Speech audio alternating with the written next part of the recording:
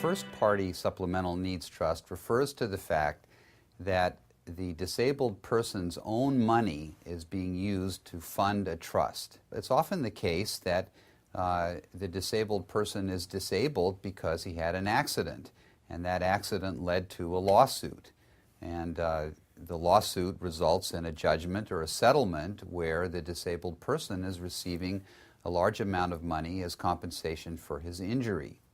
Now, in those cases, the settlement proceeds or the judgment proceeds, if received directly by the disabled person, would cause him to lose his SSI and lose his Medicaid.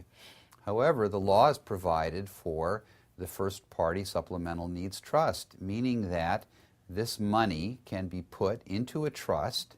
The funds will be used for the benefit of the disabled person, and at the same time, he'll continue to receive his SSI and Medicaid. Now, this type of trust is called a payback trust, meaning that Medicaid is the first beneficiary. The importance of this is when the disabled person passes on, if there is any money left in the trust, it will be used first to pay back Medicaid for all the services that it has provided during his lifetime. Another type of supplemental needs trust, which is called a third-party supplemental needs trust, because it is set up with the money of another person. That person could be a friend or a relative who is concerned about the disabled person and wants to put some money aside in a trust. This time, however, there is no payment to Medicaid upon that person's death, because it is not the disabled person's money that funds it. Another situation that frequently arises is when an aging parent who has taken care of a child for that child's entire life is sensing his or her own mortality and wants to make provision for the child.